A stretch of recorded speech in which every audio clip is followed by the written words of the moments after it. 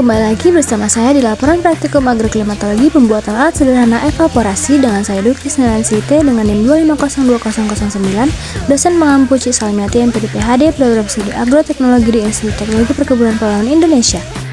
Latar belakang evaporasi merupakan proses perubahan air dari fase cair menjadi uap akibat adanya energi panas, terutama dari radiasi matahari. Proses ini berperan penting dalam siklus hidrologi serta menjadi fokus utama dalam kajian pertanian, klimatologi, dan pengelolaan sumber daya air. Selain itu, evaporasi juga dipengaruhi oleh berbagai faktor iklim seperti suhu udara, kelembapan, kecepatan angin, dan intensitas radiasi matahari, sehingga besarnya evaporasi dapat berbeda pada setiap kondisi lingkungan. Dalam praktiknya, evaporasi merupakan proses perubahan fase cair menjadi uap yang terjadi karena adanya energi panas, baik pada kondisi alami maupun buatan. Pemahaman mengenai proses ini sangat penting dalam kegiatan praktikum karena membantu menjelaskan bagaimana air menguap di lingkungan nyata. Pengukuran evaporasi dapat dilakukan menggunakan berbagai metode, salah satunya adalah metode langsung menggunakan wadah terbuka, dengan mengamati penurunan volume atau tinggi air dalam periode waktu tertentu. Metode ini didasarkan pada prinsip bahwa jumlah air yang berkurang mencerminkan besarnya evaporasi yang terjadi, sehingga dapat digunakan untuk analisis sederhana proses penguapan. Penggunaan alat sederhana dalam praktikum memiliki keunggulan seperti mudah dibuat, biaya murah, serta membantu memberikan pemahaman langsung kepada mahasiswa mengenai konsep evaporasi melalui pengamatan nyata. Selain itu, metode ini juga dapat menjadi alternatif di daerah yang memiliki keterbatasan alat ukur modern namun tetap memberikan hasil yang cukup representatif. Berdasarkan hal tersebut, praktikum pengukuran evaporasi menggunakan alat sederhana penting dilakukan untuk meningkatkan pemahaman mahasiswa terhadap proses penguapan air serta faktor-faktor yang mempengaruhinya baik secara teoris maupun praktis. Tujuan dari praktikum ini adalah membuat alat sederhana untuk mengukur laju evaporasi serta memahami proses penguapan air di lingkungan. Adapun alat dan bahan yang digunakan yaitu 2 kali dengan ukuran yang sama, penggaris panjang, air, dan alat tulis. Cara kerjanya: 1. Siapkan 2 kaleng kosong lalu isi dengan air sampai hampir terisi penuh.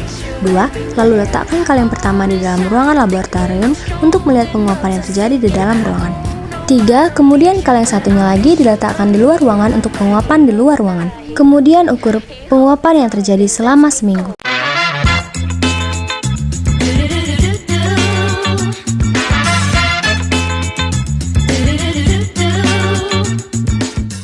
Berikut hasil tabel pengamatan evaporasi selama seminggu.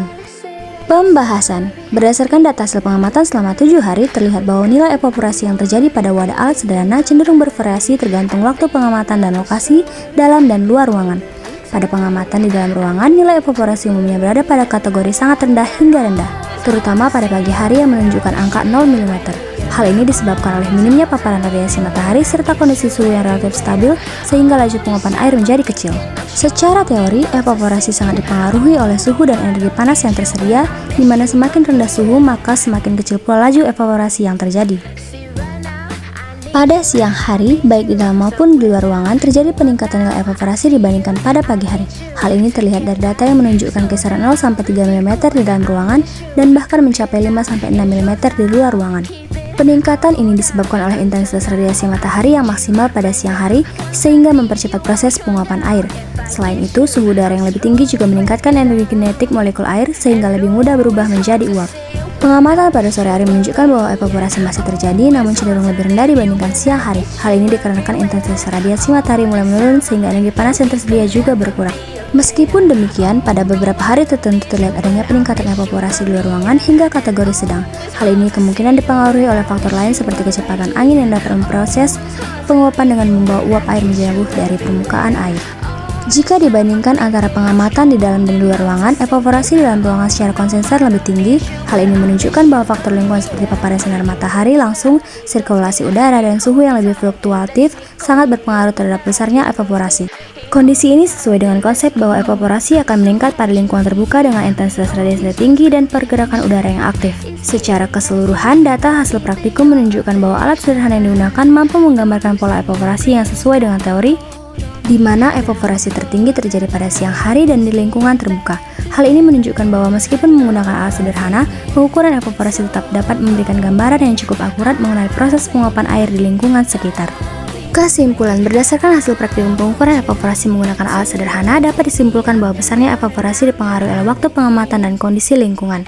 Nilai evaporasi cenderung paling rendah terjadi pada pagi hari, meningkat pada siang hari, dan kembali menurun pada sore hari. Hal ini menunjukkan bahwa intensitas radiasi matahari dan suhu udara merupakan faktor utama yang mempengaruhi laju penguapan air.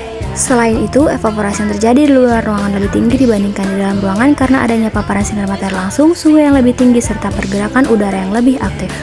Perbedaan ini membuktikan bahwa faktor lingkungan seperti radiasi, suhu, dan angin sangat berperan dalam proses evaporasi. Secara keseluruhan, penggunaan alat sederhana dalam praktikum ini mampu menggambarkan pola evaporasi yang sesuai dengan teori, sehingga dapat digunakan sebagai metode alternatif yang efektif untuk memahami proses penguapan air secara langsung di lingkungan sekitar. Sekian laporan praktikum evaporasi sederhana. Terima kasih, see you next time.